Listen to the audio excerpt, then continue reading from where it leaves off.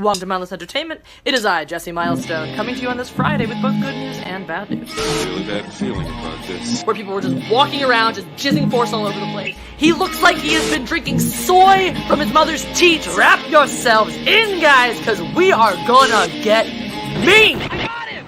Great kid! Don't get cocky! Welcome to Mindless Entertainment. My name is Jesse Milestone. I am your God Empress of the Mindless Mob, etc., etc. And I'm joined for the Matriarchy by my wonderful co-host, Anna, that Star Wars girl. Hello. And she's here with her face, and here's my face right now.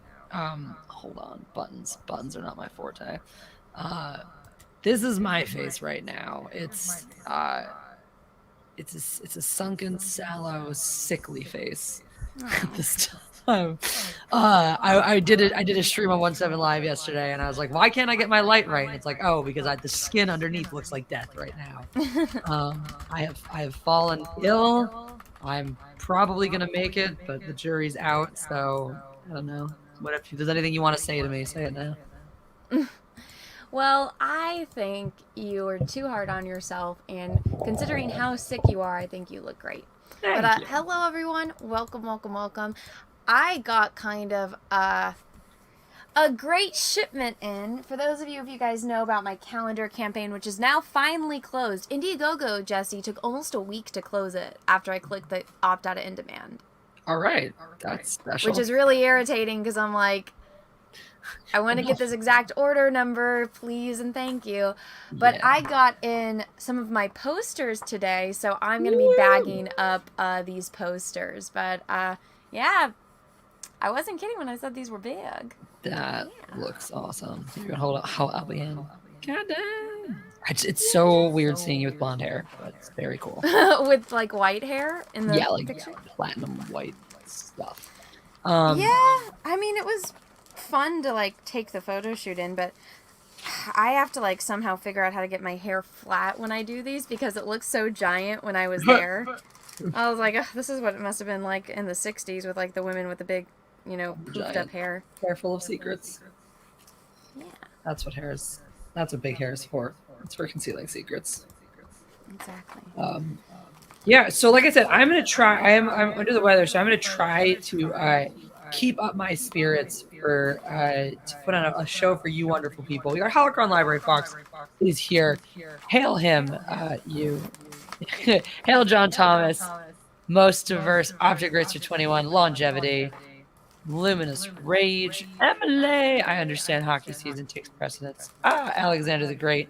I'm just gonna skip over anything else you said because I'm sure it's all puns. And Dermot Quaid, welcome everybody. Welcome everybody who's joining the chat. Melon Husk says echo. I think we're getting a little bit of feedback still from your side. Okay, did it fix? La la la la. Better? That does appear to be better. Okay, cool. Right. Yeah, there's like some button that you have to click when you have headphones on, or else you hear an echo, and then when you don't have headphones on, you unclick it, or when you have headphones on, you unclick it. When you don't have headphones on, you click. Yeah. And so I had mine unclicked because I have been streaming with headphones on, but I'm going to be doing a lot of moving around because I'm packaging these up in like their protective plastic, and then I'm setting them off to the side and whatnot. As hilarious as it would be, What was that? To watch you constantly knock your earbuds out of your ears. Well, I actually had to get new headphones, Jesse. I don't think you've seen them. They're Batman. Those are actually pretty badass. They're kids, so they're like really tiny. I am still working on your Christmas present, which involves something kid-sized as well. So. Oh my gosh! So it's definitely me, right? Yes. So it will for sure fit. Ooh. That's the I'm important excited. Most diverse. A reverse unboxing, I see. Yeah. Well, I mean, I've done streams where I've signed things before, but right now I'm just every single print and all the calendars have to get put into like this plastic waterproof seal. Mm-hmm. So that way they don't get damaged. Well, there you go. Look how protected your shit is, guys. I know. It's like uber protected. Every single thing gets to be wrapped in plastic, because I know these are actually for the people that ordered the add-on, which is all of the, like, just a poster of the page from the calendar. This isn't one of the add-on ones. I don't think I've gotten any of the add-on posters in yet, but so it's weird. I'm like, I had to do massive orders, so it's like I had to order 2,000 of each poster for the add-on. Yeah, for the perks. But it was weird. One of the ones they shipped 25 out of 2,000. I'm like, why not just like, who is doing this math? And one, I was reading it out to Peaches, and it's like out of 2,000, like for the did we get to Lois Lane? I think we did. So the Lois Lane one, it's like 223 out of 2,000 have shipped. And I'm like, what? Why don't you just print them all out at the same time and ship them all together? That would be way more logical. They're going to do it in 25 increments. Like, that's gajillions of shipments. I know. That's so many shipments. But you know what? It only cost me, the shipping was actually pretty reasonable. I didn't even spend over 500 on shipping, considering how much I ordered. And I did expedite it shipping, so that way it would get here fast. Maybe that's why they're doing it that way. I don't know. It just seems very badly planned out. But the only way we can expedite shipping is to send it to you in tiny, tiny portions. Which doesn't make any sense. I mean, okay. I'm like, maybe they get some kind of deal with the postal service. Or maybe what expedited shipping means is literally we break it down into small enough chunks that we can literally just put it in like priority postage and drop it at the post office. That's, I think, what they're trying to do. And I'm like, really? But you know what? As long as everything gets to me on time, that's all that really matters, right? Damn straight. We had a COVID hold up with shirts. It took us a long time to get shirts on the. That was the one big COVID delay from Stealing Solo Part 2 was the t-shirts. But yeah, hey, a bunch of familiar faces in here. Reese is in here. How about us actually making the fucking playoffs, man? I didn't think that was gonna happen. Shadow Master, what's up? Yeah, sports ball. The Eagles are actually going to the postseason. Even though weren't you guys like in the Super Bowl a year or two ago? A few years ago now, 2017 season, so the 2018 Super Bowl. But yeah, it was amazing and magical, delightful. I loved it. But then we were okay the next year, I guess, and then we sucked. No. What happened? You just switched players and stuff? So there's the long version and the short version. I'll try to give you the medium version, the version that has details but probably won't bore you, which is essentially after a Super Bowl, a lot of your personnel, coaches and players go away because you have things like your offensive coordinators who want to become full coaches, who then get offered starting coaching jobs. Defensive coordinators often get offered full-time coaching jobs. We had this rookie quarterback who came out of nowhere and did okay his first season, then turned around and played amazing. So our quarterbacks coach got picked up as an offensive coordinator somewhere else. So a bunch of our coaching staff, went off elsewhere, and the new quarterbacks coach just couldn't get the same magic out of our quarterback. Our coach couldn't get the same kind of performances, so they jettisoned both coach and quarterback over the last offseason. So now we're basically in a rebuild spot with a brand new coach, a brand new quarterback, and a quarterback that so far doesn't necessarily look like he can carry a franchise on his shoulders, which sucks because he's a really good dude, quality of character impeccable. His name is Jalen Hurts. Great quality dude, awesome leader, takes responsibility, works hard, blah, blah, blah, does all the shit right on the field. But when it comes to pure mechanics, he just isn't good enough. And I hope that's something that he can improve upon enough to justify his being the head of a team. The nice thing is he'll probably have at least another year because it's not a great quarterback year coming up in the college draft. So there's not a big incentive to go replace him yet, which hopefully means that he will take that time and get better. So Reese sums it up. Good dude, questionable QB. That's what does QB mean? Quarterback? Quarterback. Yeah. Yeah, I've never been a fan of American football. I just don't find it enjoyable to watch. That is reasonable. I once I discovered it was like saber fencing, I started liking watching it more. I always liked playing it, and I like just hitting people. Yeah, I mean, I enjoyed playing flag football when I was a kid. Yeah, I could see you enjoying that probably for similar reasons to me. It's a very visceral sport. Watching it, it didn't, like I said, didn't start to make sense until fencing, because then I started to understand tactical progressions more. And then I also, and I learned the same way, like in Saber, it's stop, start, stop, start. You fence a touch, you get some information, you learn from that, and you build on it. And I started to realize football worked the same way, and everything in between was basically building these complicated strategies. And so once I started to be able to see the complicated strategies myself, it was interesting to watch the game. Yeah, that was, and like I come from Philly. I bleed green. I'm born that way. That's your hometown. Yeah, see, my hometown, well, my family was always Raiders, because my brother's like the biggest Raiders fan ever. Yeah. And when they moved to Vegas, like my brother hadn't missed a game. He missed 4 games in the past 12 years. Wow. Yeah, only 4 games. And so I was like, hey, Mark, like, do you go to Vegas now? And he's like, no, he's just like, it's so expensive. And he's like, I could just watch it from like my couch. And he's getting older. He just had his 44th birthday 2 days ago. Happy birthday to him. Thanks. Yeah. And so he's like, yeah, he's kind of over it. It's too much. But him and his best friend would go like every game. So it was fun. Yeah. I have been to 3 Eagles games. They were all out here, and they won all 3 times. So that was cool. Oh, maybe yours are good luck. Maybe you should have gone to the Super Bowl. Right. I mean, 2 of them were during that Super Bowl season where, to be fair, they did win most of the games they played. So were they in San Francisco that year? Because I remember when the Super Bowl came to the city, and it was absolutely crazy, and it ruined everything. The Super Bowl was played in Minnesota that year, which was beautiful, in Minneapolis, which was really, really extra special, actually, because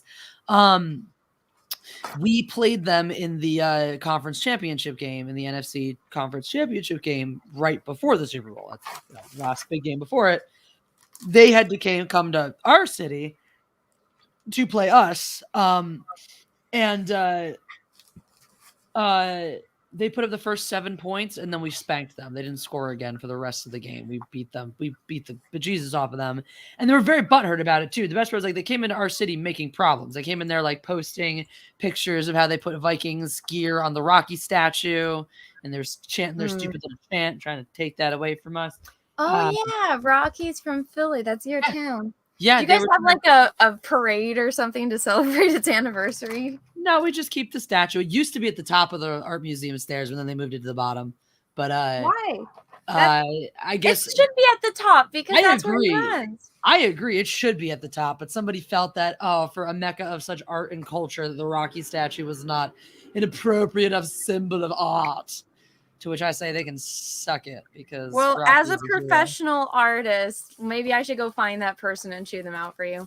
I think that you should. I think you should tell me. Because that's stupid. That takes away from the whole meaning of him running up the stairs and cheering. Like, exactly. He's doing the That's the whole Eye of the Tiger song. Like, give me a break. He's what doing dumbass cunt said that, let's not do this. Yeah, some D-bag. Is it wheelchair accessible? Was that the thing? Probably, right? But yeah, he sits still proudly, except for the day that they covered him in the fucking Vikings gear. So yeah, this is my thing. Like, everybody talks about Philly fans. You guys are the biggest assholes. You guys are the biggest shitbags. Blah blah blah blah blah blah blah. That's fine. Whatever. Call us what you want. But then you come into our city, purposely trying to rile shit up, purposely trying to start things, purposely trying to, prod at people. And then you go and whine and bitch when, oh my God, the Philly fans were mean to us.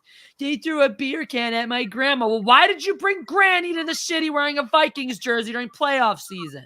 Like, it sounds harsh, but realistically, it's like, I'm not excusing shitty fan behavior, but if you walk into a group of racist people and they say racist things to you, and you leave crying, oh my God, like, and then you leave and decide that you want to be vindictive against them because they were racist. It's like, sure, decry their racism, decry the fact that they suck. That's fine. But don't sit there and be vindictive against them when you knew exactly what you were doing and did it on purpose. Because then you turn around 2 weeks later when we go into their house for the Super Bowl, and one of the players was denied reservations at 3 different restaurants because he was an Eagle.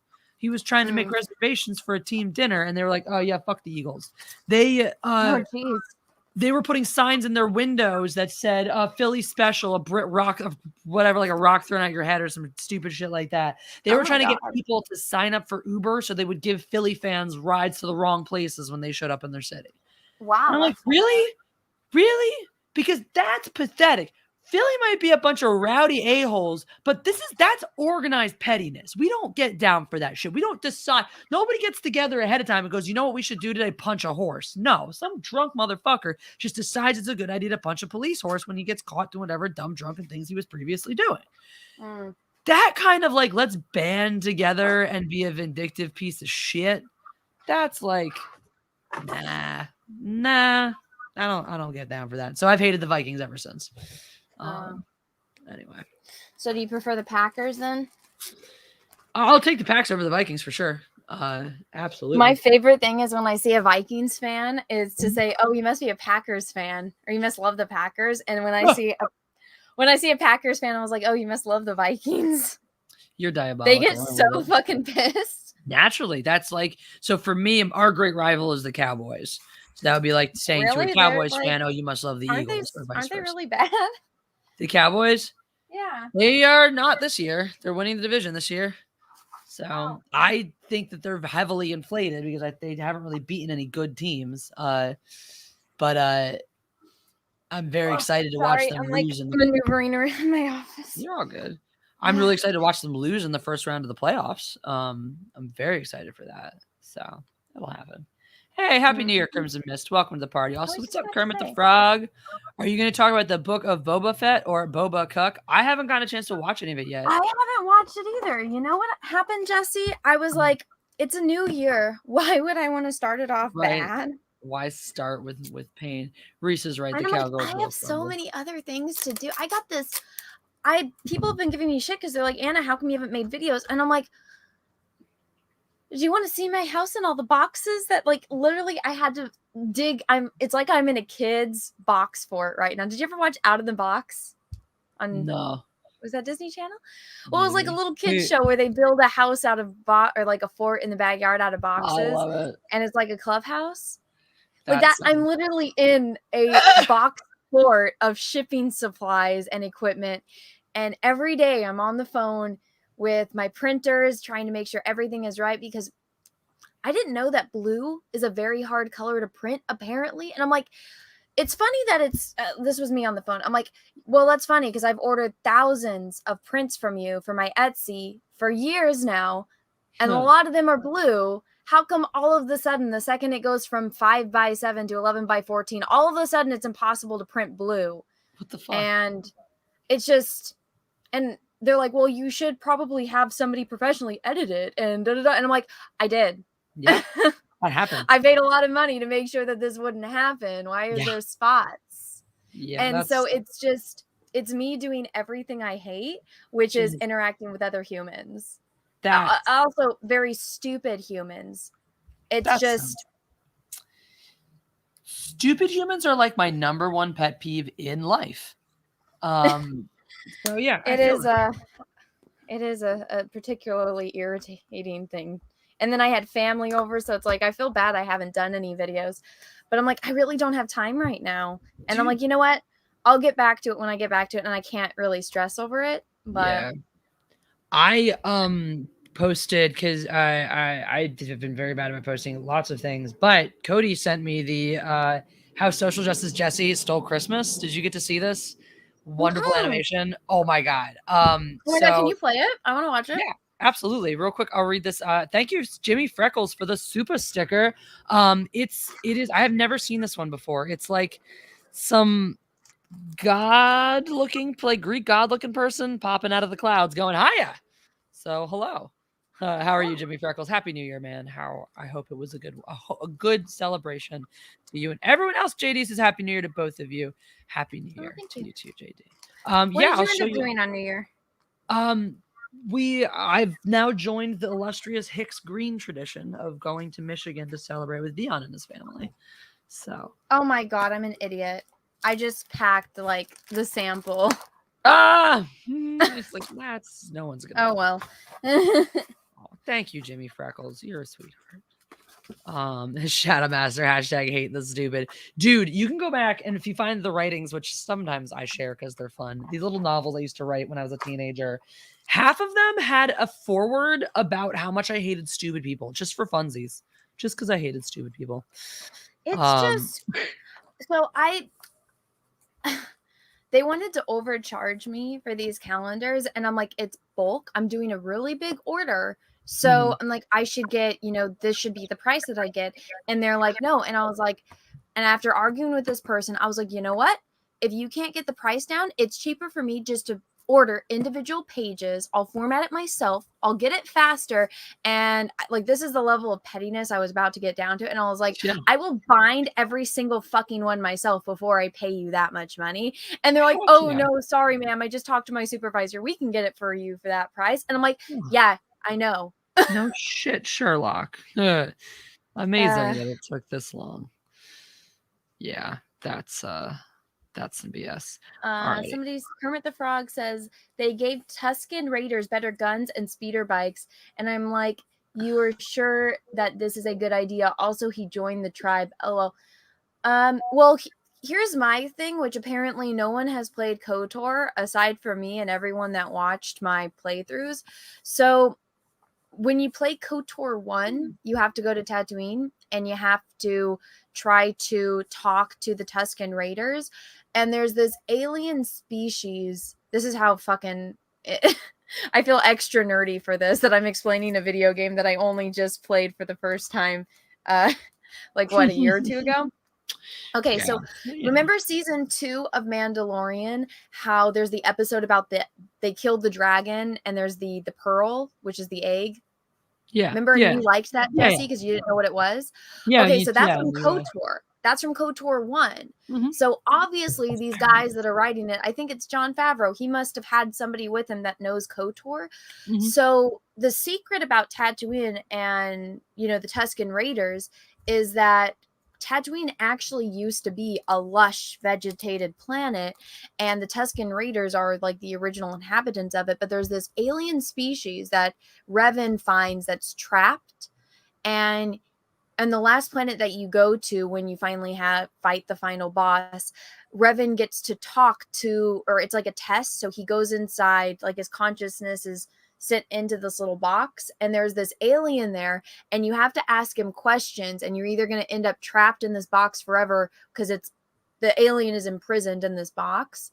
And basically these are the aliens that first, they traveled across the galaxy and they started terraforming planets, and that's what fucked up Tatooine, and that's what made it go from a lush vegetated planet to a desert. And the Tuscan Raiders hate outsiders. That's why they'll kill anyone, is because they remember they have that prejudice against outsiders, because they remember the fucking outsiders that came and ruined their fucking planet. And so they do have a rich history and culture, but they hate outsiders. And so that's a whole plot point in KOTOR. And so for them to have better weapons and stuff, well, yeah, they probably stole it, but also they're extremely intelligent. They just hate outsiders, and they're very, this is the way we are going to do things. It's like an Amish person, just because they don't use a cell phone, they don't use technology, doesn't mean that they're more intelligent. Heck, go watch any movie where, like with Harrison Ford, where what is that, The Witness, where he's got to go live with the Amish, and he has no fucking idea how to do any of the stuff that they do, because he's so used to just having the technology to do it for him. Shameless. So they are very intelligent. And let me see if I can find it. I have there's a Tuscan Raider in the comics that is a Jedi or a Sith. Let me find him. He's right here. Kermit the Frog, I want to know more about your horseback riding injury, because I used to ride horses. So here we got a Tuscan Raider. And I actually, here's my thing, Jesse. I'm usually very against like theories and leaks and stuff, but I Yeah. saw, and there was like 3 different articles that I almost did a video on, and I'm such a fucking idiot. I accidentally closed the tab when I was trying to open all the tabs for this stream or try to get this tab open. Yeah. And it had all of these articles that I almost did videos on, but it turns out everything that were like, one of them was like, oh, you might potentially see this character that's a comic book character in the show, and it looks like they're going that way. And I'm like, huh. And these aren't like articles that anyone has reported on. So I was like, somebody might be. Is that the name of the character? Osterod Het? Yeah, that's the name of the character. Of course. Leave it to the chat to be naturally on board with all of the Star Wars names. I love it. Just go to history and reopen closed tabs. How do I do that?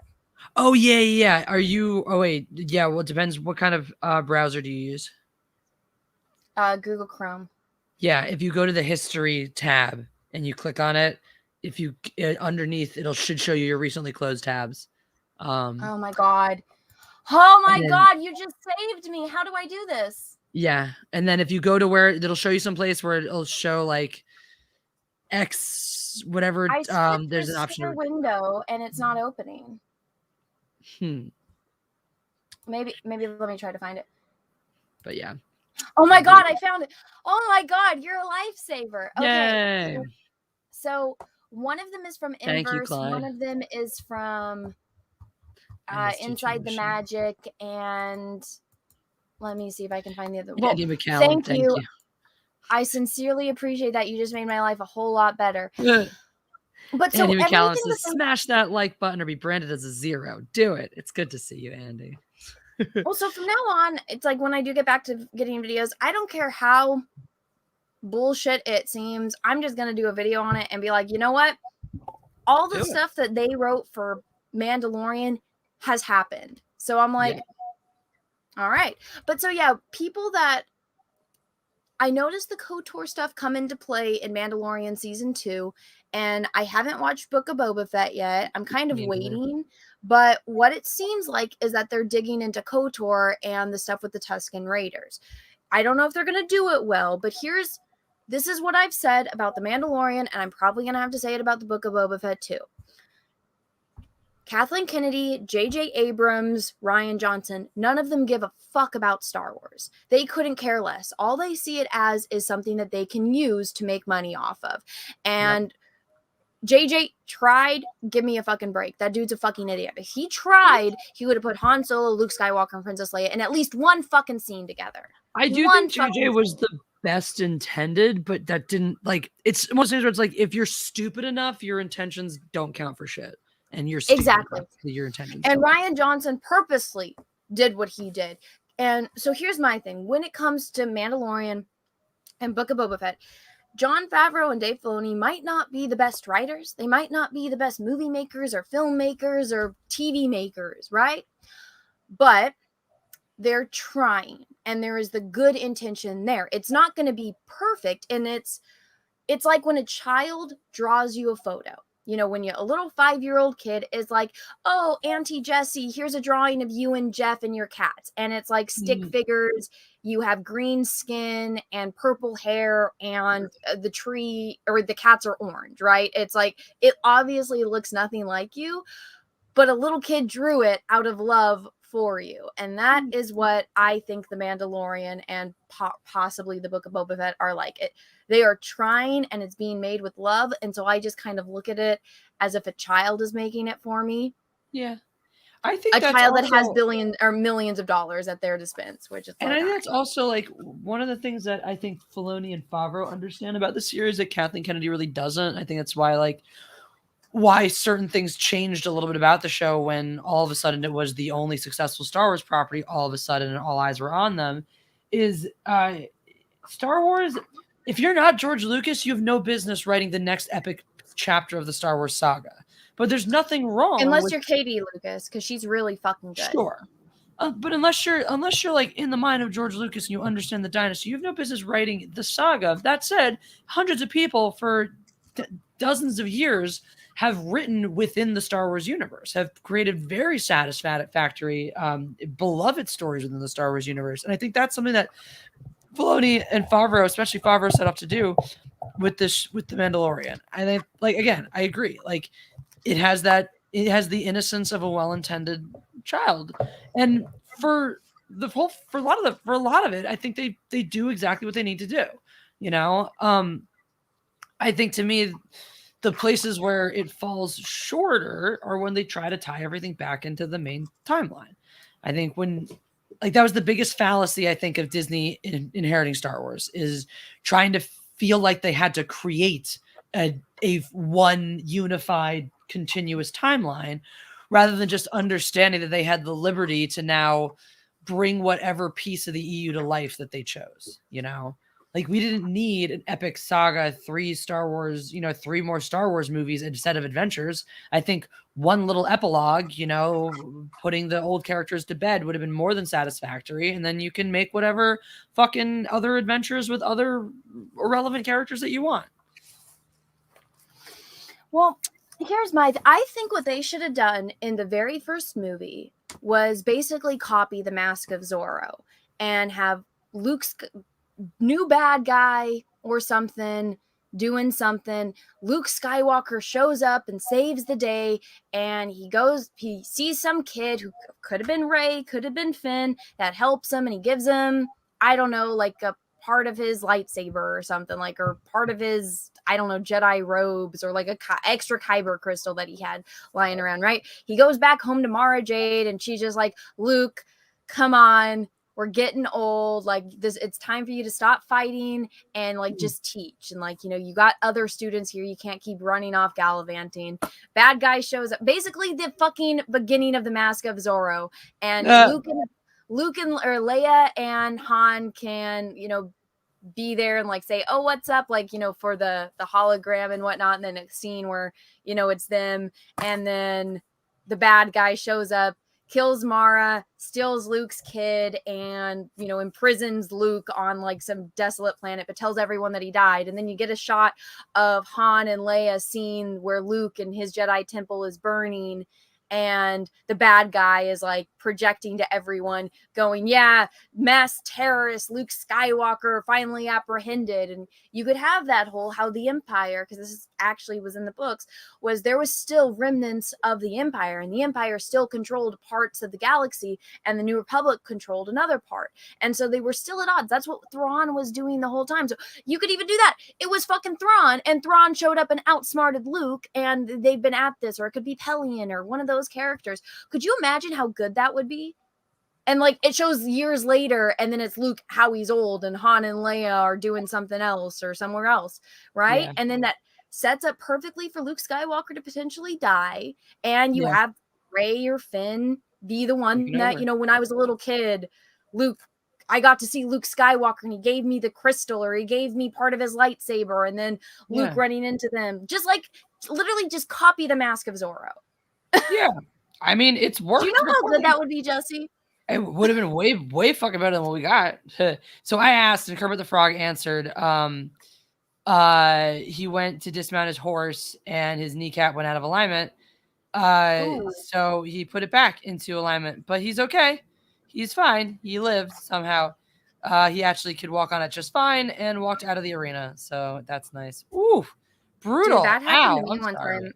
I fell off of the barn because I was climbing because I wanted to see the owl's nest, and I fell off the barn. I'm pretty sure that's how I got this scar on my chin. I can't remember if it was that or when I was doing something else with the bull, but I dislocated both of my kneecaps, and so now I can move my kneecaps back and forth. Oh, that's always a good time. Ugh. That's creepy. I've seen that happen to somebody once as a fencing injury, actually. Andy McCallum, thank you for the super sticker. It's a little Shiba Inu. He is doing his punches. He is a ninja.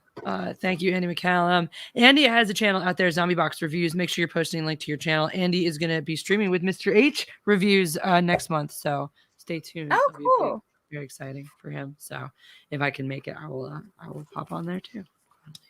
Get him in person. Andy is thinking about contemplating to require that he appears in a dressing gown, but hasn't decided. That'll be That'll be a one.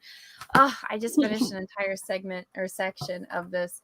But guys, there's 61 people watching. Please smash the like button, please, and thank you. Do it. There was something I wanted to talk to you about. No, I can't remember what it was. Was it spleens? Spleens? Yeah, it's my go-to subject. No, do you have your spleen? No. I do. I still have it. It's nice. I like it. I keep it in my body. Yeah, I remember there's an episode of One Tree Hill where Landon has to get his spleen removed, and I was like, ooh. That's so weird. That's fun. Did you ever watch One Tree Hill?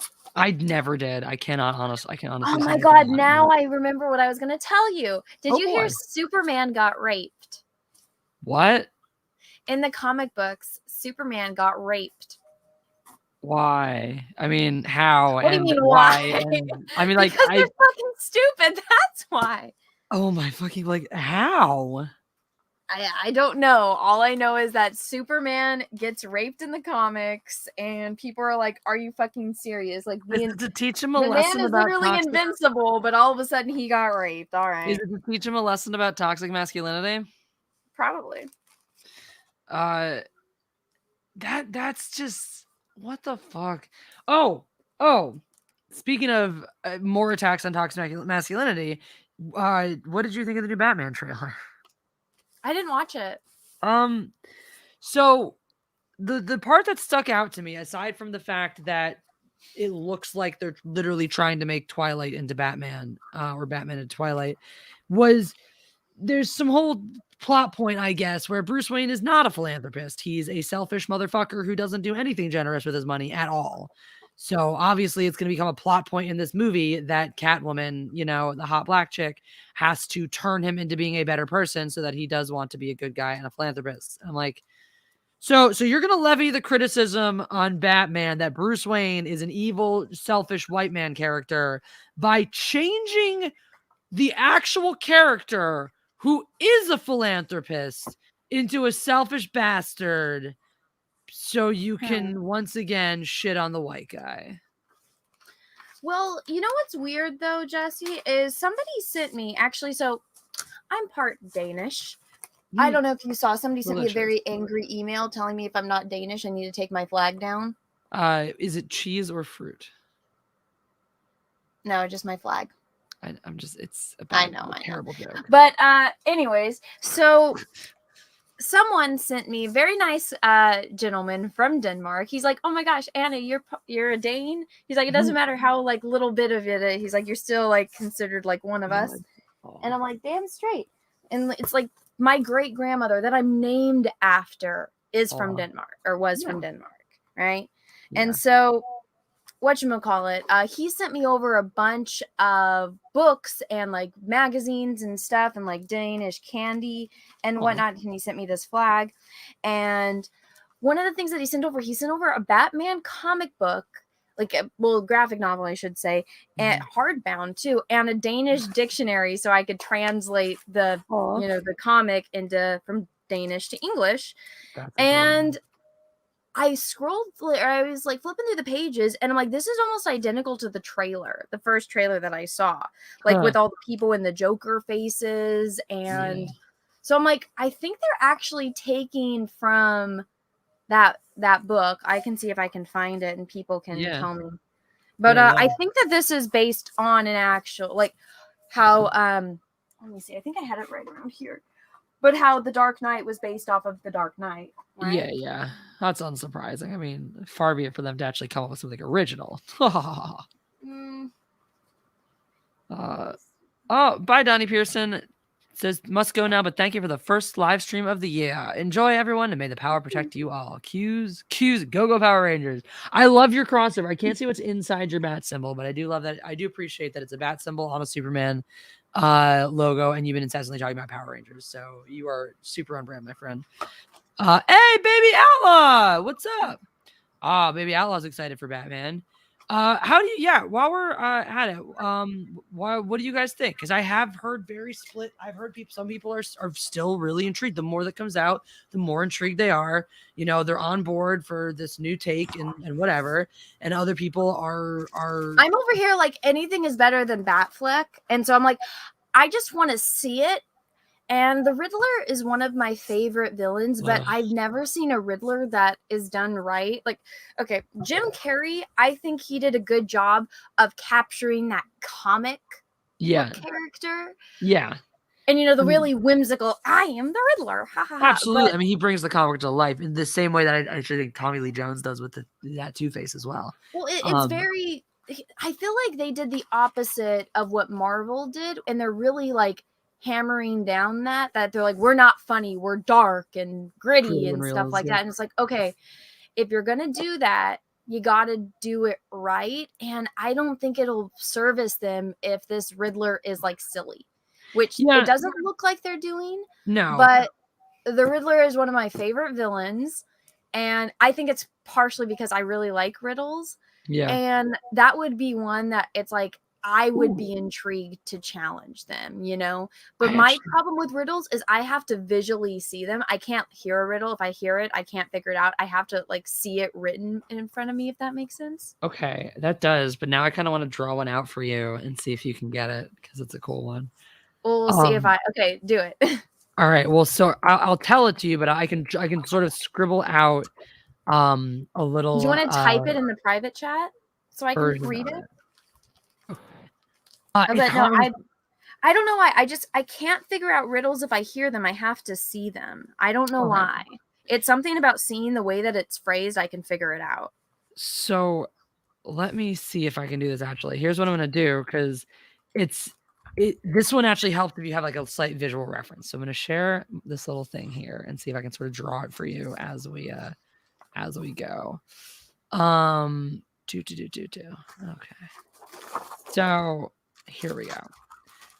All right, so you're lost in the woods. Oh, I think I've heard this one, but you can continue. Okay, 2 gnomes at a crossroads. Maybe not. Okay, so let's see. Let me get a nice little marker going. And what color? Oh, you're actually going to draw it for me? Yeah, because it's okay. So here's your here's your cross. Here's your path, right? No, line, come back. Keep being drawn. Continuous charges. Maybe I need this one.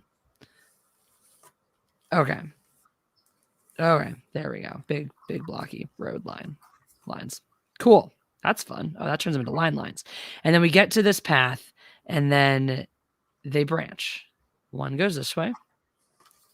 Whee! Path.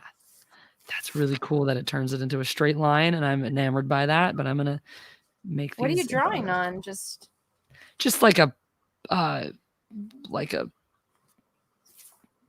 preview basic thing. Okay. So at this intersection, so here's you. That doesn't. Is this how it is, or you just like the riddle is a drawing?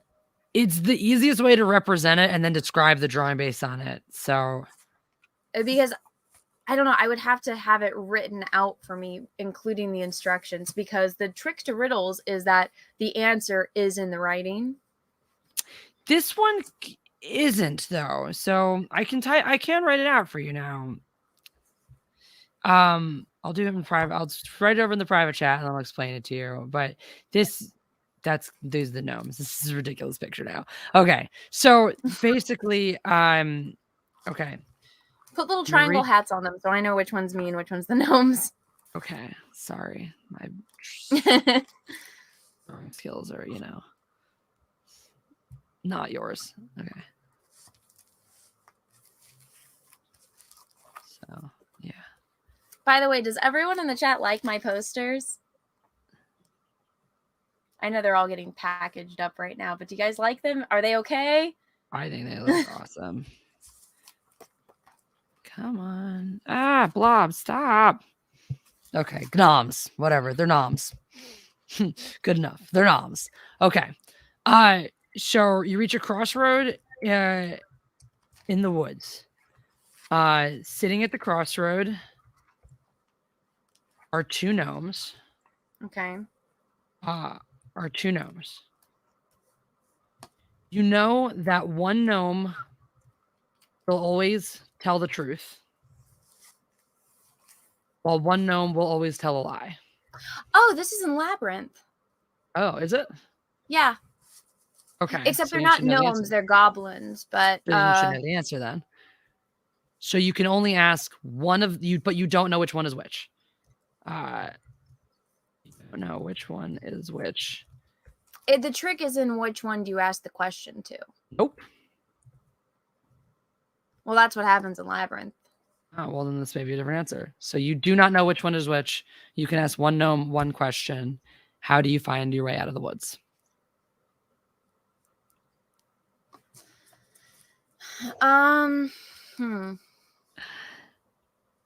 Well, my thing would be to follow my path back the way that I came out of the woods. Well, you can't cheat. It's a riddle. The point of the riddle is to figure I out know, the but that actual would be my answer. answer. Dakari the Professor, thank you for the super chat. Can't stay, but I wanted to show some love for my favorite heroines on the internet. Thank you, Dakari. I hope you both and my fellow fans have a successful and wonderful 2022. I hope you do as well. But dude, thank you for the super chat. Thank you so much. So the physics channel with Kenny Lee says the trick is to ask one gnome about the other. But what question can you ask one gnome? Well, no, that's what she does. She said, Yeah. if I ask him if this way is the right way, would he say yes? What right? was you ask? Yeah, you ask what would the other guy tell me? Yeah. Because no matter what, the gnome will tell you that the other gnome will point you on the wrong path. The lying gnome will tell you, the truth-telling one will tell you the wrong path. The truth-telling gnome will accurately tell you, the lying one will tell you the wrong path. Yeah. No, So here, let me pull it up. This is a scene in Labyrinth. Have you seen Labyrinth? I have not. So there you Oh go. my God, you've never watched Labyrinth? No, I will. With David Bowie? I know. I'm sorry. Oh my God. A scene. It came on the TV the other day, and we were both like, "Ah, Anna." So we thought of you when it came up. Okay, I'm gonna share my screen and show you this. No, this is and so that's what she does. She asks. Yeah, where'd you go? You unshared yourself. Oh no. There we go. Sorry, Welcome I back. clicked out. Okay, so I'm not gonna share my audio, but I'll just share the. Yeah, cool. Okay, so it's like the door that leads to certain death, and so she gets trapped, and she's gotta. So it's weird. They're like goblins, but so they're kind of like cards. Yeah. And so the ones on the bottom that are upside down, they say that these ones, and they're like, one of us always tells the truth and the other one always lies. And so she asks, I think she asked the red one. Huh. And that's what she's like, will he tell me that this is the right door? Mm-hmm. And whatnot. But so, yeah, it's a scene in Labyrinth. That's how you figure it out. Well, there you go. That's the easy way to figure out the riddle is watch Labyrinth. I've always enjoyed that one since it was told to me not that terribly long ago, actually. Abby Chad, welcome to the New Year, Russell Hall. Welcome to the New Year. Wow, this show's still going on. Must be Wednesday. It's good to see you made it to the New Year and survived whatever shenanigans you got up to. Yeah, we just took a break because Jesse and I were like both going out of town, and it was just we're like, we'll just pick this up later. Exactly. It kept being one thing after another of like this week, and it was like, you know what? Yeah, we'll just, holidays and New Year, and we're back. So that's what matters. With only minor hiccups because I'm only dying a little bit. I'm excited. I was like, another riddle. Oh my God! Wow. Do you want me to tell you one? If you got one, I will. Gladly. Okay. What is yours was given to you exclusively, but your friends use it more than you do. What is yours given you exclusively, but your friends use it more than you do?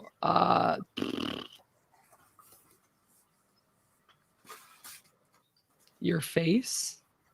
No. Like they see it more than you do, I guess. I'm pretty sure you use your face more than your friends do because you got to eat and stuff and That's see true. and that is true. Sneeze. Given to you. If anyone exclusively. gets these with fingerprints on them, I'm sorry. I washed my hands. I dried my hands off. I've seen that the have chat, left, like, the chat nailed this one. Your name. yes. Yeah. There you go. Yeah, I think There you I've go. told that one before. I was like, That's really, I an was easy close on that. I was like, I knew it's something to do with that, like something about your identity and whatnot. I'm like, but yeah. I definitely have. Oh, there's always the old cabin one. Do you like the open-ended ones where you kind of have to like the ones that are a little more vague? Or do you like, because I have another, let's see. It's the beginning of eternity. It's the beginning There's of some that like there can be multiple answers for, and yeah. How does this one go now? It's the beginning of eternity.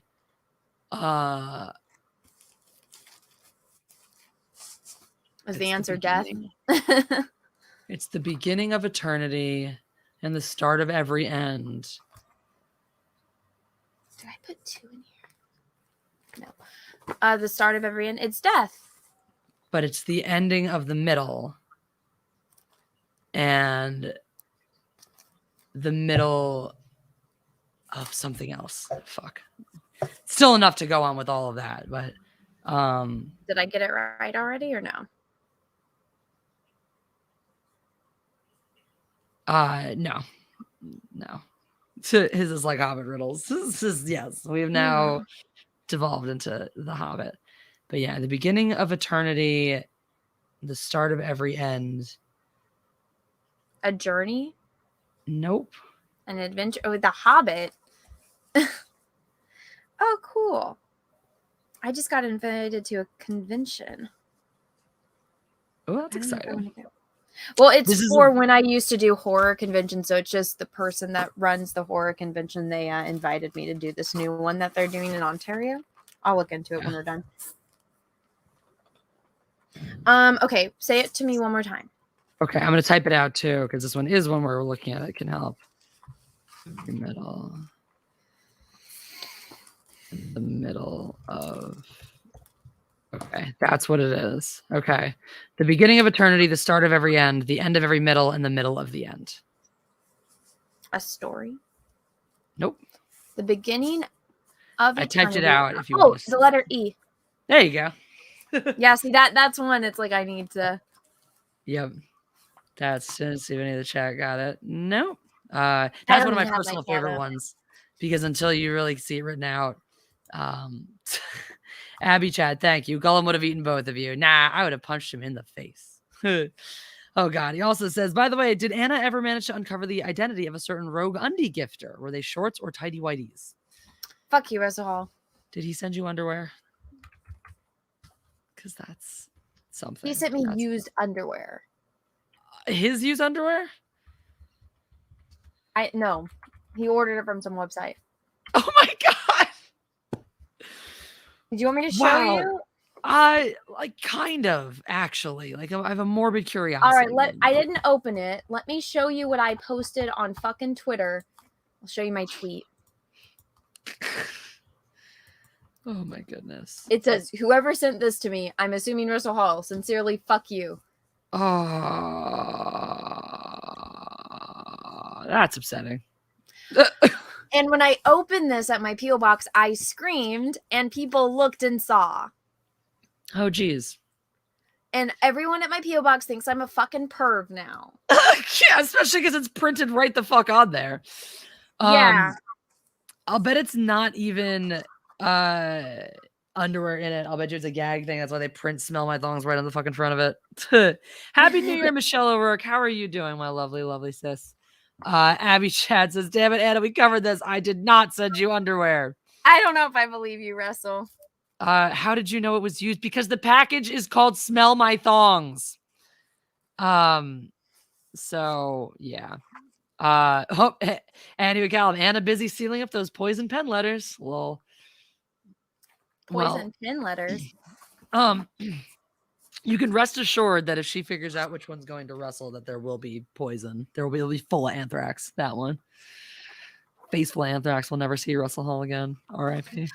I did a little surprise for who the person that ordered my calendar first. Ooh. And so I printed them out something special. So whoever and I'm going to do that for anyone that's my very first backer, as I'm going to send them something special. That's awesome. I think Jeff said he was going to do something like that for Wokebusters too. So y'all should get over there, by the way. Here's oh my God. sympathy. I'm going to send you something on Twitter. I don't want you to share this. I forgot to show you before we went on air. But so Okay. this is something I had a lot of these printed out, and it's going to go in every order as like just a thank you for everyone that backed this calendar. And so,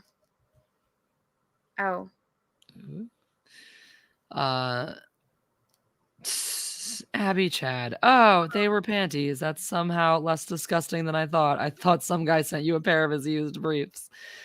No. No. That would have been way more disgusting. Yeah, that would have been way, way, way more horrifying. Oh, I did bring up, by the way, I won't show all of it because it is almost 10 minutes long, but I do have some of what y'all missed this wonderful holiday season, How Social Justice Jesse Stole Christmas. Oh, yeah, that's what we were going to do. And then I got distracted. Yeah, it's okay. We both got very distracted.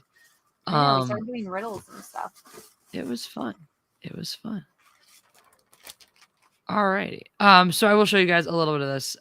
This was created entirely by Cody, the Bassman, as a Bassman production. So go subscribe to him because he's amazing.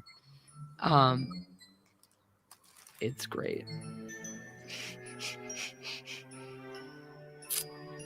But Jeff and I did the voices for it as well. So you'll hear our amazing talents.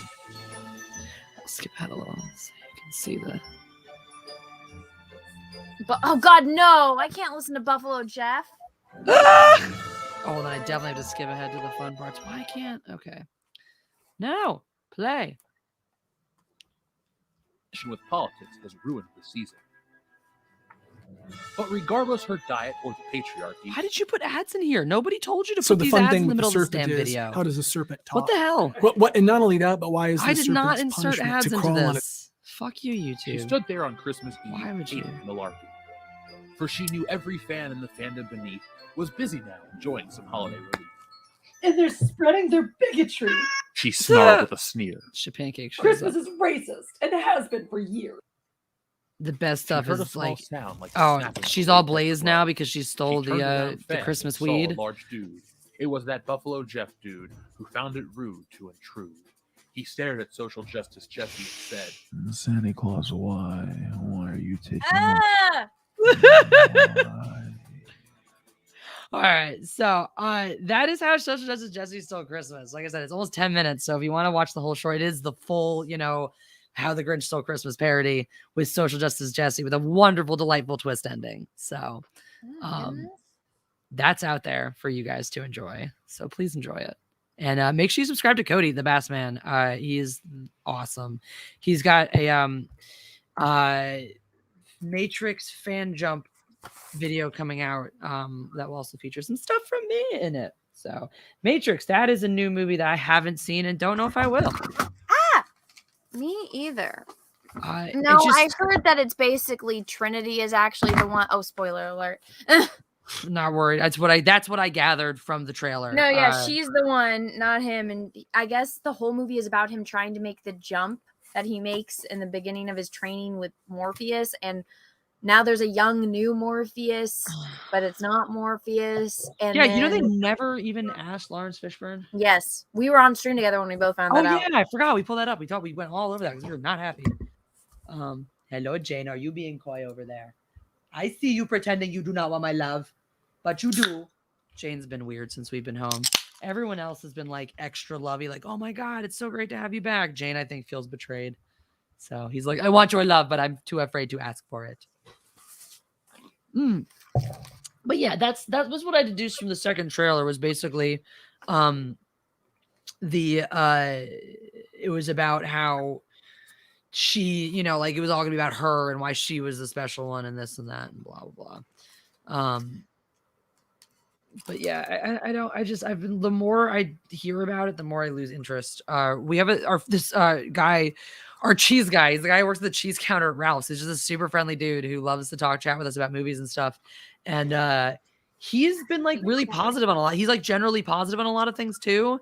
But even he was like, I turned it off. He couldn't get through it.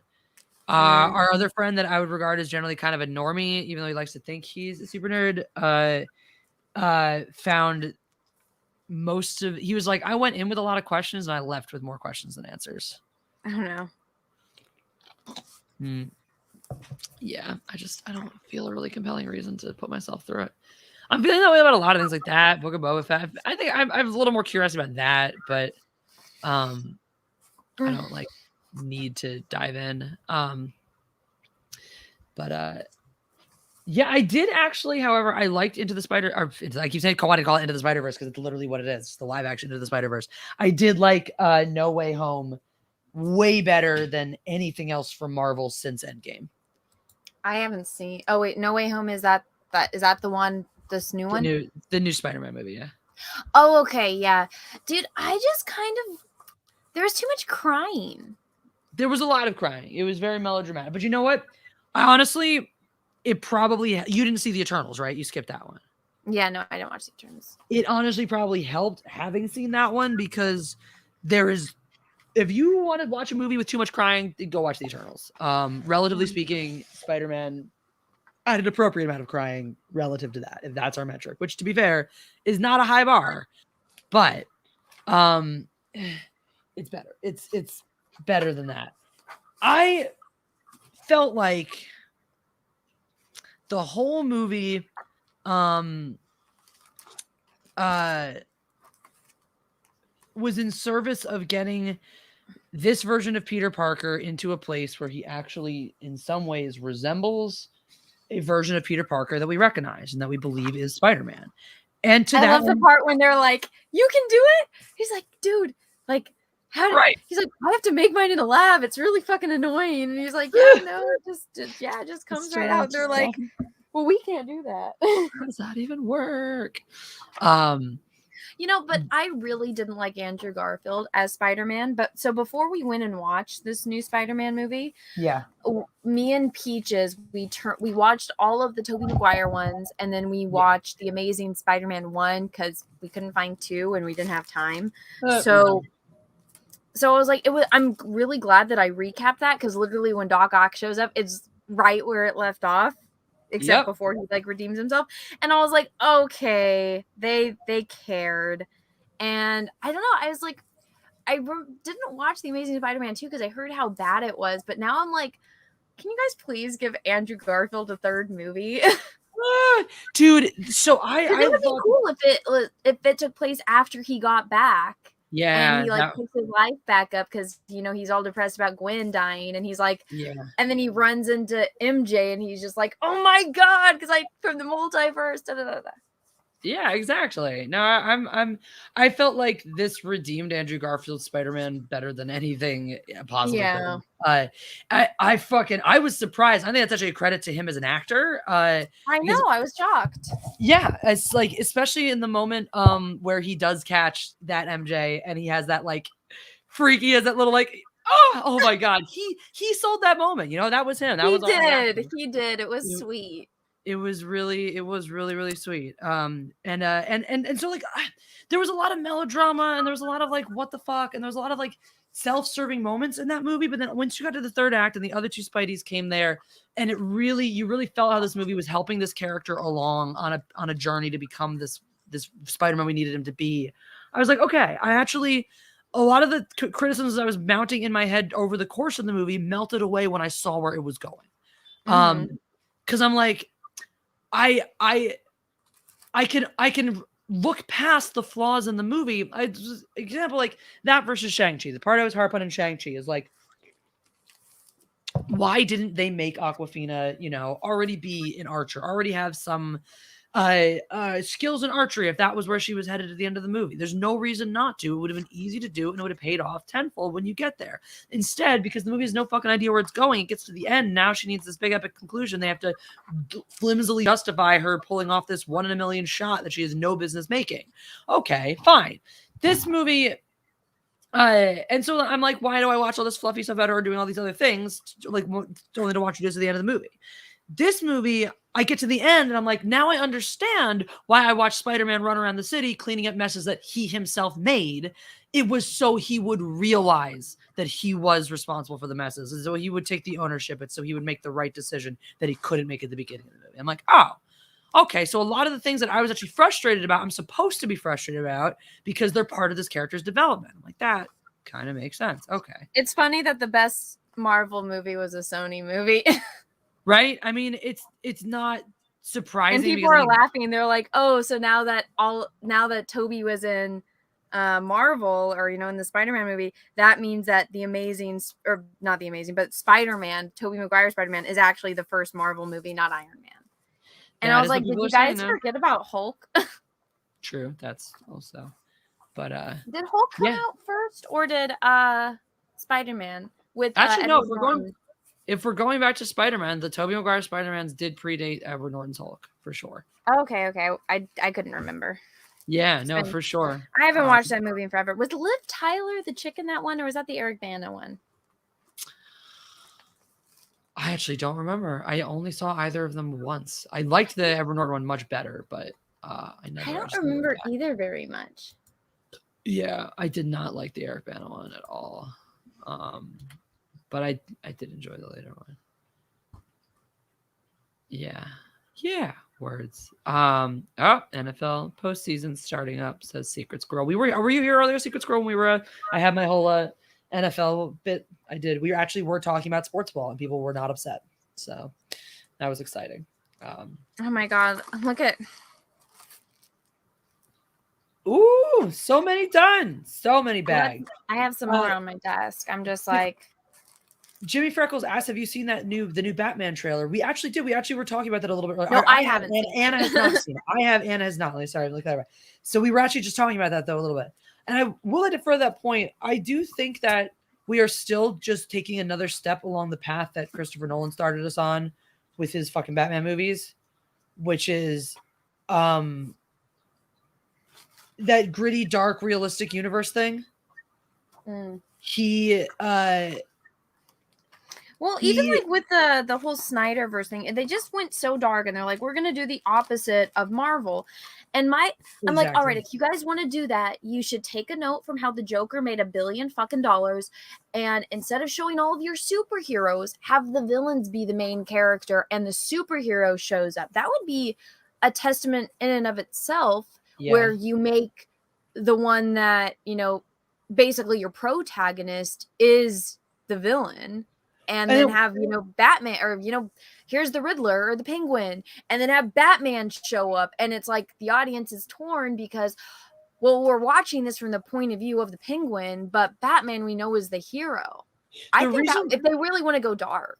But the reason why they can't do that is because they don't, it's that ping-pongy effect that we had when, I don't know who was responsible for it, if audiences did get stupider or if filmmakers just started underestimating them, but it went back and forth to the point where now it's like, you can never do that because filmmakers underestimate the audiences to the point where they don't believe, they don't trust they can give you a, in media race in the middle of things, fully actualized, developed Batman without telling you his every detail of his origin story, even though we've already fucking seen it. We know, like, we accept Batman as he is.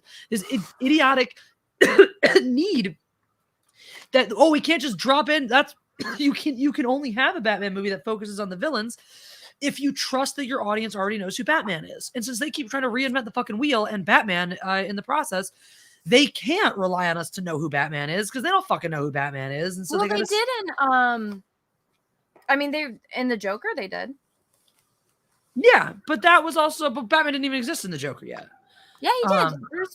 Bruce Wayne does. Bruce Wayne did, but Batman doesn't exist yet. But it relied on the audience knowing who Bruce Wayne was when the Joker, touches his face. That is very true. No, that is actually a great point where they rely on you understanding the importance of Bruce Wayne and his family and all of that to the Joker and that life. In order for that moment to happen. That's absolutely right. Yeah, that's actually a great point. Yeah. That's why I'm saying if they just gave whatever his name is, I'm blanking on his name. If they just basically gave him Kevin Feige's position and said, Do that with every single Batman villain. We will give you the money. Yeah. Or maybe we should limit your money because you did a great job with $80 million on the Joker and you made $1 billion. So you get 80 million per movie. Right. You got a seriously. limited budget and you got to make it work. And Yeah. you know. Yep.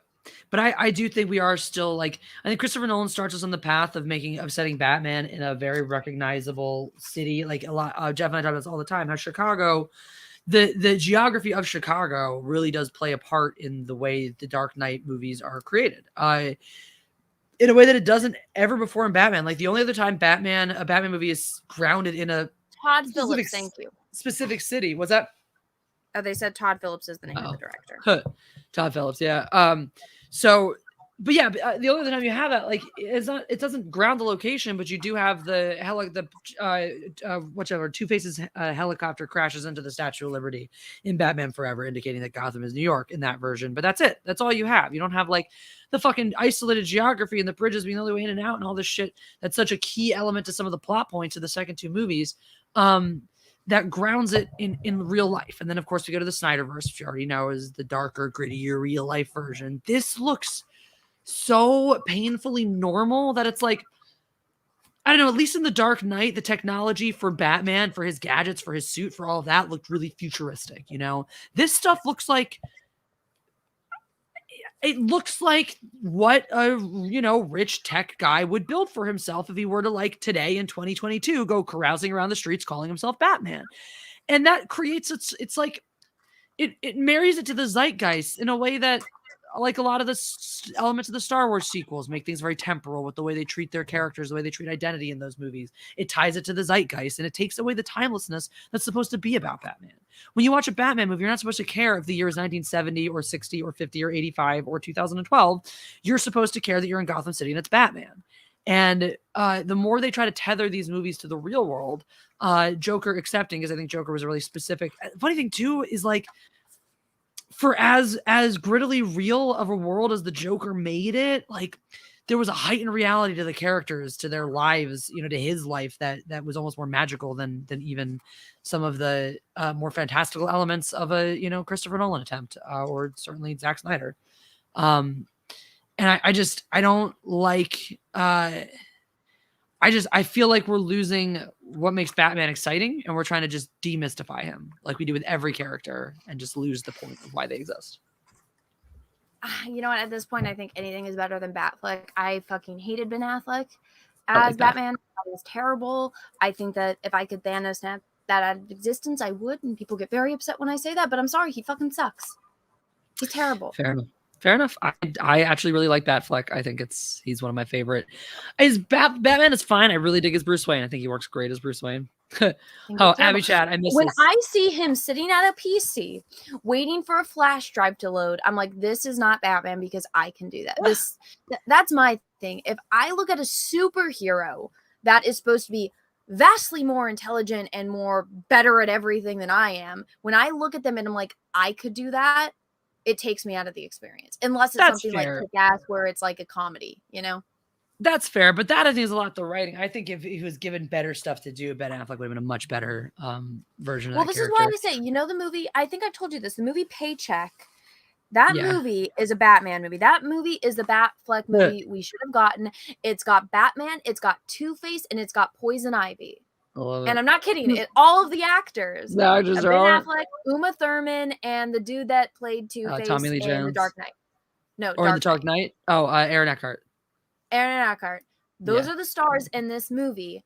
That is basically a Batman movie without the bat suit. I've been meaning to do a review on it, and I haven't. If you watch that movie and you pretend it's a Batman movie, I mean, Uma Thurman is playing a botanist. Harvey Dent is basically this like ultra billionaire guy that owns this company that's best friends with Ben Affleck, who is the Bruce Wayne type of character, who's a genius and is smarter than everyone else. And he's working with Harvey Dent, his best friend. And then Harvey Dent is kind of a Two-Face and screws him over. I'm like, this is a Batman movie. And it's a Batman movie before any of them were in Batman. Or maybe Uma Thurman was, but I'm not sure. I still need to check this out. Oh, Russell, thank you for the super chat, by the way. Sorry, I missed it. Anyway, those aren't from me. I was planning to send you a pair of used bacon wrappers at one point, but it turns out Gates McFadden doesn't wear them. Ah, delightful. Andy McCallum says, we need a Clayface body horror film.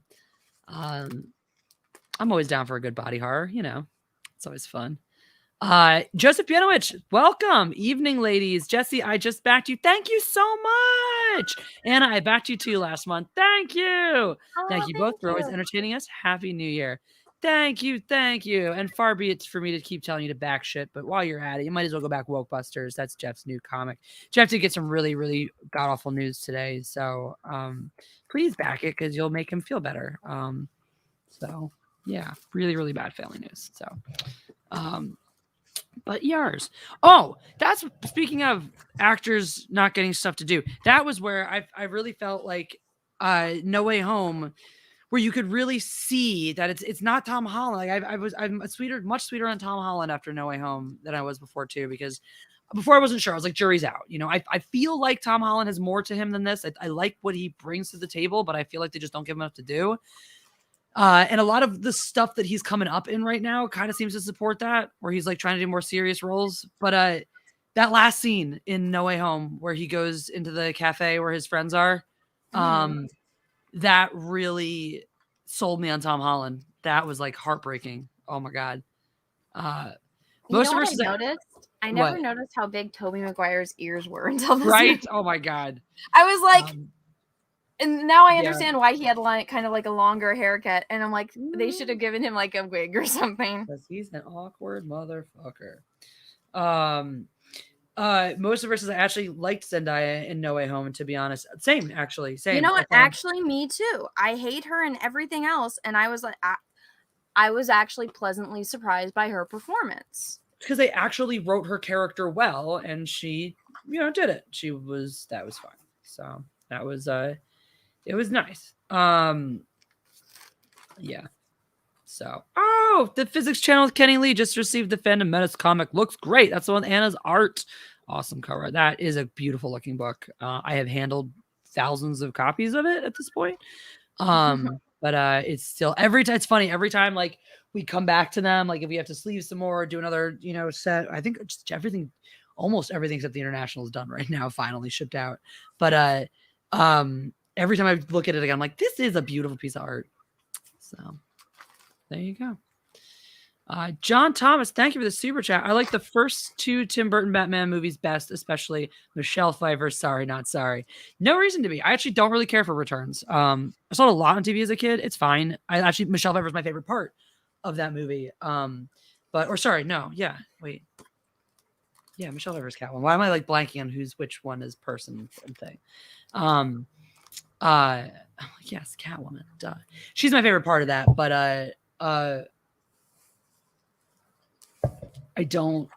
I'm a Batman Forever stan, like hardcore. I will dissect that movie every which way and go to bat for why it is the best Batman movie. Nicole Kidman makes me so uncomfortable in that movie when she's trying to like screw him in the Batman flirt with him so hard on the roof. It makes me so uncomfortable. I never appreciated that. Was always the part I wrote off as being the stupidest part of the movie. Her like unnecessary character, like unnecessarily over the top character. And then I realized why it's actually really important in the way she comes on to both of them and helps him reconcile who he is. Batman Forever is the only movie that asks you to consider puts two villains, one that's the dark side of Batman and one that's the dark side of Bruce Wayne. And it looks at both of them at the same time and it actually comes to the conclusion. It's the only one I can think of where at the end of the movie, Batman is like, I am good with being both Batman and Bruce Wayne. Not because I have, literally the line, not because I have to be, now because I choose to be. Like he literally reconciles being Bruce Wayne and Batman in this movie. And part of that is having the Joker, the Riddler, which is like weird that Jim Carrey, who again, I used to write off that character as being so fluffy and stupid because it's Jim Carrey being over the top. But when you actually look at it, all he is this, he's Bruce Wayne without morals. He's a brilliant scientist who then literally has to wear a wig to go to the ball because he's dyed his hair orange and crazy at this point. So like he like the level of psychosis to where he puts on a wig to show and a mole to go to the ball to try to look more like Bruce Wayne at his own fucking party. Like it actually, when you go through the levels of this movie, it is really fucking deep and it exposes a lot about Bruce Wayne and Batman. In addition to being really campy and fun in a way that harkens the comic books without losing a total amount of gravitas and darkness that Tim Burton brought into them. So I'm gonna be doing this forever. yeah, seriously. I just realized this. I'm like, I am not. This is never gonna end. You're like, this will take forever if I have to listen to Jesse sermonize about Batman Forever the entire time. No, if anything, it's helping. But I'm just like, I'm thinking about how much packaging this is gonna be, and I'm like, I have to do this. I hear that. Like 3,000 posters. It's a lot of fucking posters. Oh, Andy McCallum asked, "What's your favorite movie of 2021?" What came out in 2021? It was a weird year for me. I'm gonna go with Reminiscence though. I think I'm gonna go with Reminiscence because it's the only one that like left an emotional footprint that I still feel right now. Is that the Hugh Jackman movie? Yeah. Okay, you want to? I saw the trailer for it, and I was like, was it good? Yes, it was a future dystopian neo-noir. And it set a very straightforward but very believable future dystopia, and it set forth a very straightforward neo-noir, as straightforward as a noir can be. And it just sort of blended them. It was very Blade Runner-esque, but it was not nearly as elaborate of a future. It was just sort of a global warming or climate change has fucked everything up and flooded places, and so there's like a lot. He's down in like Miami or some shit where it's all flooded, and rich people live on their little plantations basically, where they've pushed more of the water into the streets, and so people live in their old houses but only on the second floor because everything else is waterways like Venice or some shit. So that was, and it was just good acting, good writing, followed a noir in a way where it's like it was refreshing to have a movie that didn't feel like it had to pull so many punches, but just tell a good story. I really thoroughly enjoyed it at the end of the day. Yeah. Who was the girl in it? I know it's Hugh Jackman, but there's what's her face? Rebecca Ferguson. It's Rebecca Ferguson. Oh, okay, yeah, she's good. Yeah, I like her a lot, actually. She won me over in the Mission Impossible movies. It's funny. Her mom was like best friends with ABBA. That's funny. Yeah, and one of the albums, her mom is like in it, but it's just like her leg peeking off the side of a chair. That's so weird. What a random thing. That would be such a detail I would love telling people. That I'd be like, look, it's my ankle. I know, it's like my leg is on an ABBA freaking God album. Damn, yeah. I would definitely hardcore brag about that. I remember my friend's grandpa got so excited when I said I like ABBA because this is my high school friend. She is like, you could tell her the sky is blue, but if she has it in her mind it's purple, she will fight you, even knowing that she's wrong. Like I'm like, my eyes are hazel. She's like, no, they're not. They're brown. And I'm like, you can see the green in my eyes. Like the rim of my eye is green. And she's like, no, your eyes are brown. And I'm like, no, they're hazel. And I'm like, everyone else in the room will tell her that my eyes are hazel and she'll still be like, no, they're brown. And it's so frustrating, but it's like that blindly believing something even when you know it's wrong. And so that kind of why we're not friends anymore. And she ghosted me when I moved to college, and then she showed up at my sister's funeral. I think I introduced you to her, and then she never spoke to me again after. Weird. Yeah, I don't understand it. But Holocron Library Fox asks, isn't your leg in Star Wars Theories fan film? My arm. Your arm. My arm is. Your arm. There you go. So there you go. Arm movie. What was your favorite movie of 2021? I don't know what movies came out in 2021. I can't remember. So nothing. Obviously, they're very good because I can't remember them. Yeah, they're amazing. Because We are going to find out what some of them were, at least over here on this channel, because Richard has agreed. If I could redo a format that will take 1 hour instead of 4, he has agreed to come back to do another Academy Award preview stream. That's for those who aren't familiar. Richard Chu, he's an editor. He's edited some pretty cool movies. You've heard of a few of them, like Star Wars, like the 1977 one. Yeah, he's really just a really fun guy. Likes to talk about movies, which is cool. Ooh, actually, 8-Bit Christmas was really fun. And Ghostbusters Afterlife too. I'll put that up on my tops of the that Ghostbusters Afterlife makes my top 5 for sure. I watched like 0 movies this year, so I'm like, what did I watch? I don't know. Let me just Google.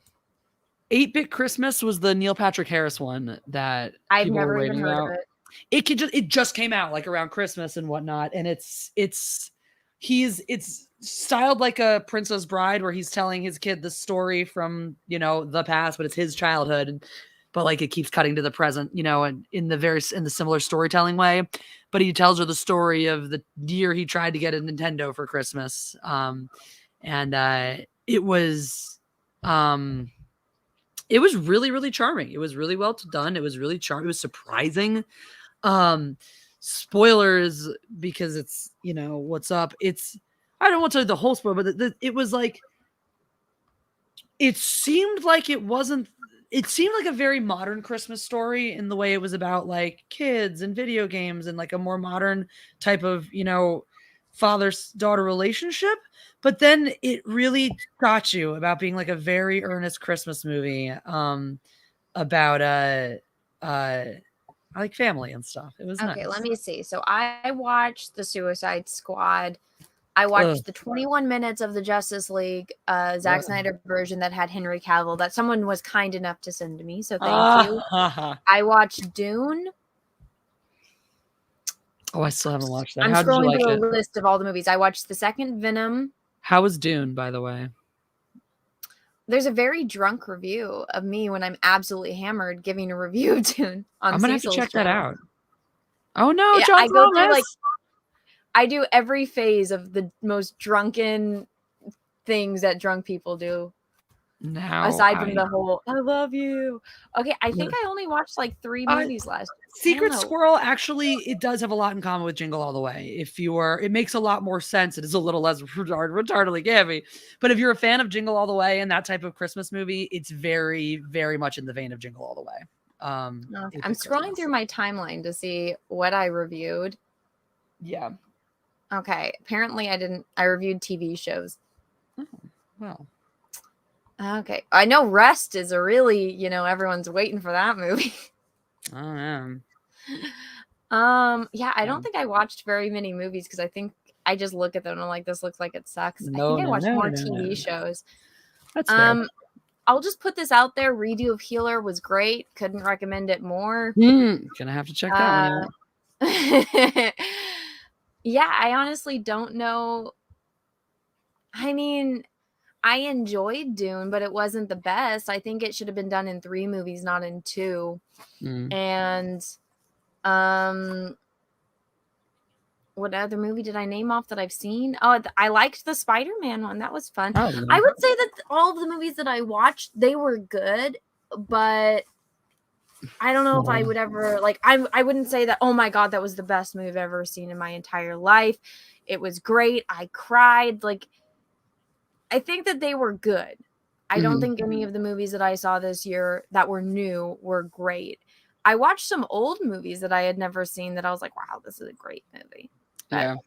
I always recommend to people Casablanca. It's a classic piece of cinema that people always underestimate. They're like, oh, it'll be great the way like Citizen Kane is great, where it's boring and stupid, but a technically good movie. And I'm like, nope, go watch Casablanca. It's actually phenomenal. And Louis Renault is my hero. I just don't like Ingrid Bergman. I really don't either, and I can't stand her character in this movie, but honestly, the rest of the movie makes up for it. Volcanicus Rex, thank you for the super chat. Sorry if it's been asked already, but what was your biggest disappointment from 2021? Like in life or also in movies? I know, it's like because that's a very different question. Very, very different. Like, not that I was expecting anything for the thing is, The Eternals was so bad, even though I went in expecting it to be bad, how bad it was makes it movie-wise the biggest disappointment from 2021. That's Well, real life disappointments versus I guess YouTube world disappointments, very different things. So it's like movie disappointments, TV show disappointments. What? I would say my biggest real life disappointment from 2021 was finding out somebody that I thought was legitimately my friend didn't have the time of day for me because he was chasing more important pursuits and just straight up ghosted me. That happens. That happens. Yeah. You find out how your real friends are when you're. Oh yeah. But outside of that, I mean, things sucked, but something sucked. But oh, I haven't seen West Side Story yet. Actually, the new one. The new one. Do you know Spanish? I've heard that it's fine. Everyone I know who's seen it really, really liked it. Is the thing, but it just wasn't doing that great. Well, of course, it's a popular musical that's been around for decades. My thing, it's like, I don't know. I'd rather watch Natalie. He did mean film. I was blanking on her name. I would rather watch Natalie Wood in West Side Story. Yeah. I mean, that one is like, it's just hard when I have no doubt that Steven Spielberg put together a great version of it, but you already have a classic version of what's a classic work. So it's like, I think it's fine that it exists. And I do kind of want to see it, but I just think it's hard to expect to make a big splash with something. Hey, Lando, get down. Lando, down. Sorry. Okay. Biggest disappointment in film? I don't know. What did I watch? What did I just list? Oh, probably Venom 2. I thought that one was so bad. Oh, no, I haven't seen it yet. And I liked the first one, actually, a decent amount. I know. I didn't mind the first one. I get the criticism of that Venom wants to be his friend and whatnot. Yeah, I understand. Yeah. But I can see what they tried to make it more kid appropriate, even though it is rated R. But so this one, I was like, this is just overly ridiculous. And I just. Blarg. I don't know. I didn't like Venom 2 at all. That sucks. I'm still gonna. I didn't watch The Eternals. I didn't watch Black Widow. I didn't watch Shang-Chi. I'm actually done with the MCU after what happened in Endgame. I hated Endgame so much. It's reasonable. I liked Endgame, but to each their own. No Time to Die actually might have been the biggest disappointment movie wise. Yeah, I forgot about that movie. Right, we blocked that from our memories. Clearly, we all want that shit together. I was there with you and everything, and I forgot.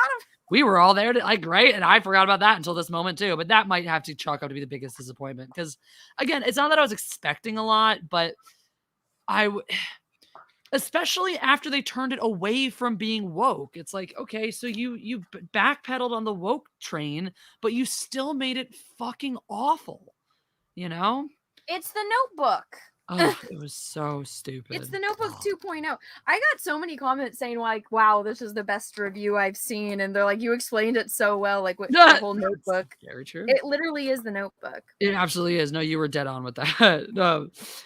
Russell, Batman was into Nicole Kidman, though. If you don't believe me, just check out those rock hard nipples. That wasn't all for Mr. Freeze. He's not in that movie. Everyone needs to stop doing this, Russell. I love you, but you're doing a very damaging thing to what is obviously my favorite Batman movie, which is once again conflating Batman Forever and Batman and Robin. Everyone writes off Batman Forever as, well, that's the terrible one because isn't that the one with Mr. Freeze in it? No, that's the one with George Clooney as Batman with Mr. Freeze. Mr. Freeze is not in Batman Forever. Fast. If anyone gets these ones, my plastic was already bent. So if you get the poster and you freak out because it's got a bend in it, it's because this plastic was bent. Also, the plastic kind of scuffed up. I'm not packaging any of these that are damaged. So none of the posters are going in damaged.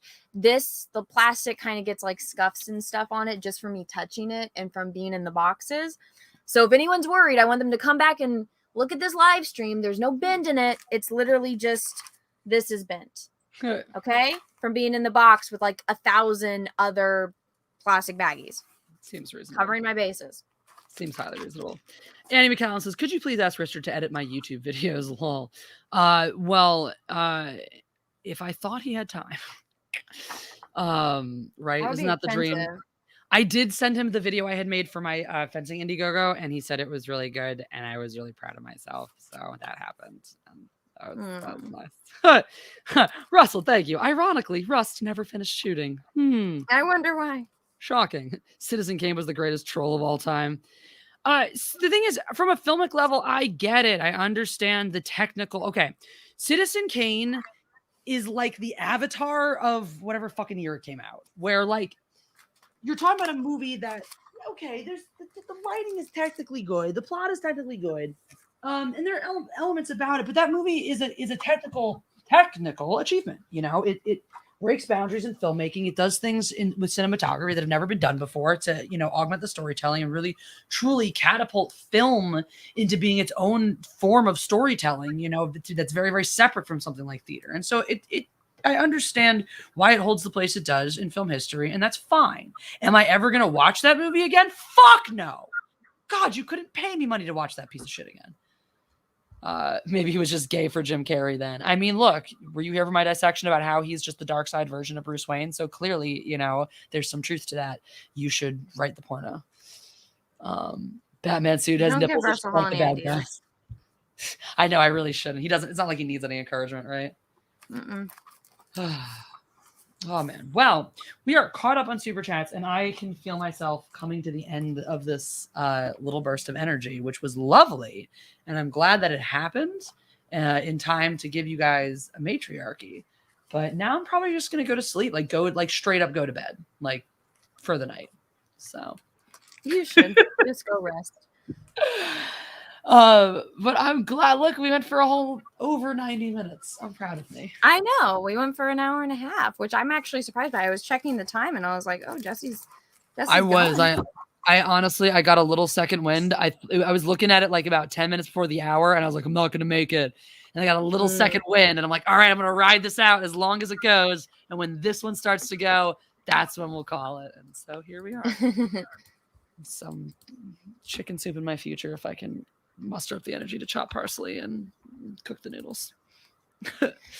Yeah, I've been decorating. I've been putting up Valentine's Day decorations because the terrible Christmas season is over. My favorite holiday is coming up, which is Valentine's Day. So my house I told Peaches, I was like, yeah, Valentine's Day kind of exploded in the house, babe. So when you get home, just be aware of that. Aww. But I need to finish packaging these. But what I think I'm going to do is I'm going to go inside. I'm going to clean up my mess of Valentine's Day decorations because you got to open things, stick stuff up places. Oh yeah, that sounded wrong. That's what she said. Great it was. Yeah, and then once I'm done hiding all of my mess, which I think will take me a little bit, then I'll start redoing this. But I'll either do a live stream where I'm putting these all back because I realize I'm like I don't live stream on my main channel anymore. I'm always painting. But yeah, so I might do a live stream later where I'm packaging these all up. Or I'll just hang out with Peaches and watch a movie and do it in my living room. Boy, one of those things sounds so much more appealing than the other, doesn't it? I know. It's like, no offense to all of you wonderful people that we do love, but there's some days where I'm like, I could do this on a live stream, or I could do this curled in my pajamas, not worrying about anything else.